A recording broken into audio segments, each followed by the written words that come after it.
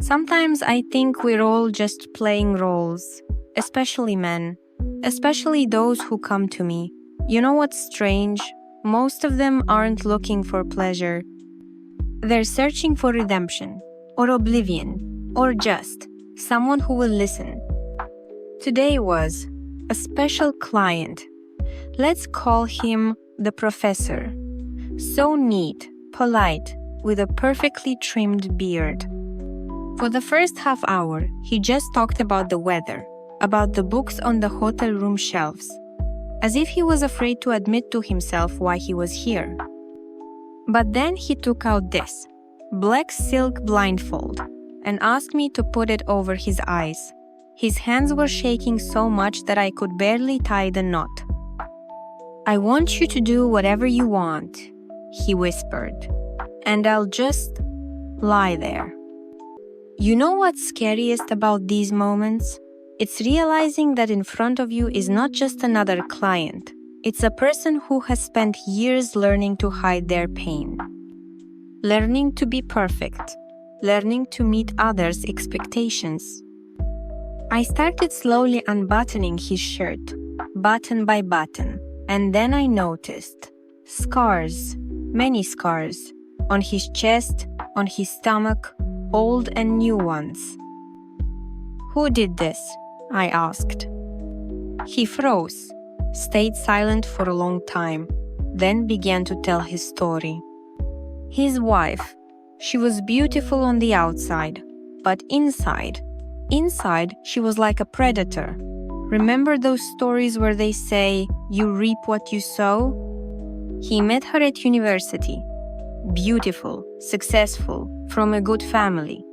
All his friends were envious. His parents were delighted. And then it started. First, small things. You're dressed wrong. This hairstyle doesn't suit you. Why do you talk so much with your colleagues? Then came the rules, schedules, timetables, when to eat, when to sleep, who to communicate with. If he broke them, the punishment would begin. First with words, then with a belt. Then, with something sharper. She said she was doing it for my own good, he whispered. That I needed to be better, that I wasn't good enough. Do you know what it's like to live with constant guilt? When you start believing that you really aren't good enough, that you deserve this pain. I remember my first experience with my father, how he would hit my mother for looking at guests the wrong way, how he would apologize afterward, promising never to do it again.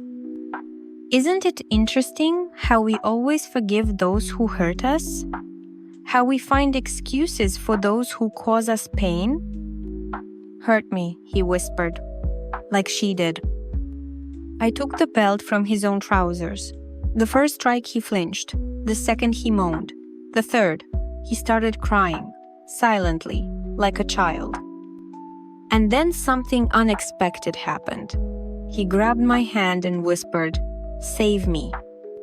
At that moment, I realized this isn't just one person's story.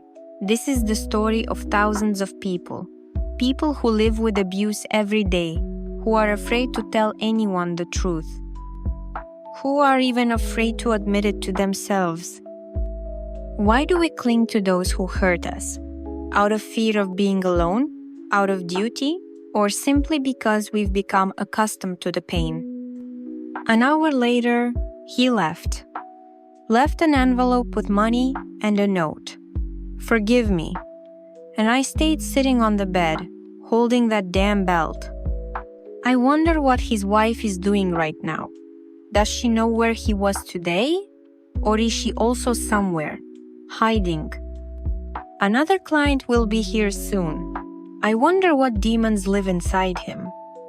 You know, sometimes I think maybe that's why I chose this job. Not for the money, but because every evening I see parts of myself in these men, in their fears, in their pain. You know what's scariest? Sometimes I wonder, am I not repeating someone else's fate?